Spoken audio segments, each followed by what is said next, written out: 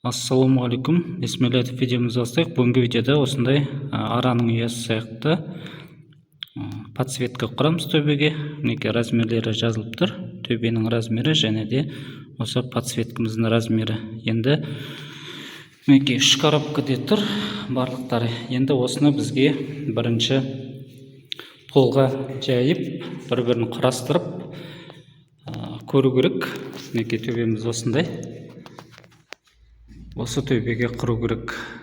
Неге бірінші жерге біз құрастырып алу керекпіз? Себебі істей ме істемей ме соны тексеру керек бірінші. Екіншіден жаңағыдай ара қашықтарын есептеп алу керек. 150 вольтта тесік жасау керек. Троспен тартылады. Енді сол ара қашықтықтарды есептеп диагоналдарын шығарып алу керекпіз. Яғни төбеге шеттері бәрі дәлме-дәл келетіндей. Мінекей зданиеміз осындай үлкендігі. Енді осы төбеге құру үшін жерге жинап алатын боламыз барлығын. Мінекей жарысынан көбін құрастырып болдық.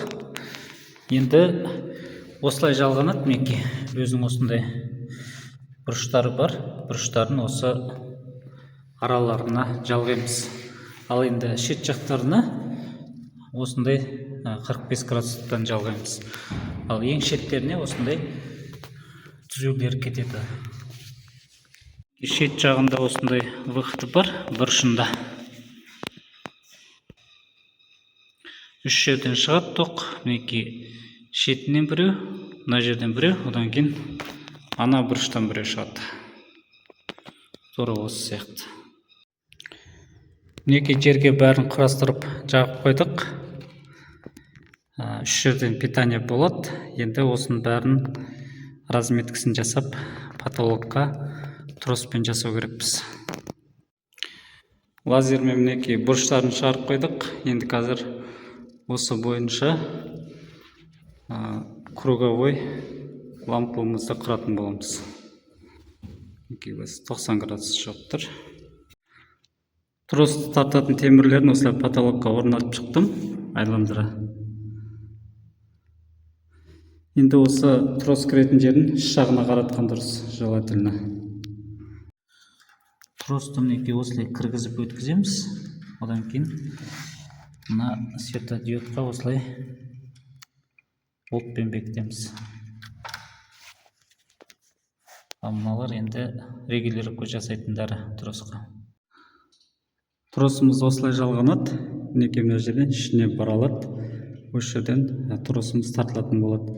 Енді әзірге осылай уақытша алып қоямыз, содан кейін лазермен түзететін боламыз. Тросты осылай тарта берсек, өзі көтеріле береді. Егер де артқа қайтару керек болса, мына ортадағы кнопканы басамыз. Мінекей лазермен айландыра бәріне регулировка жасап шықтым. Мінекей тура лазердің астымен бірдей болып тұр. Осылай айландыра жасап аламыз. Бұрыштары бар. Тура енді ортасындағы сотыларды жасау керек болады. Мінекей тоғымыздың шетін айландыра тартып шықтым. Бәрі бір уровеньде тұр. Енді қазір ортасын жасау керек болады. Мінекей төбемізде де болдық. Мінекей барлығы да бір уровеньде тұр. Тегіс.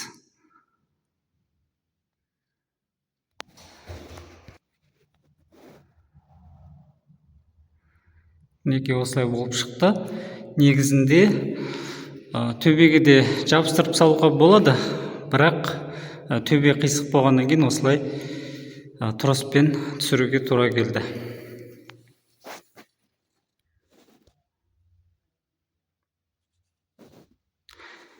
Мінекей төбеміз осылай болып шықты.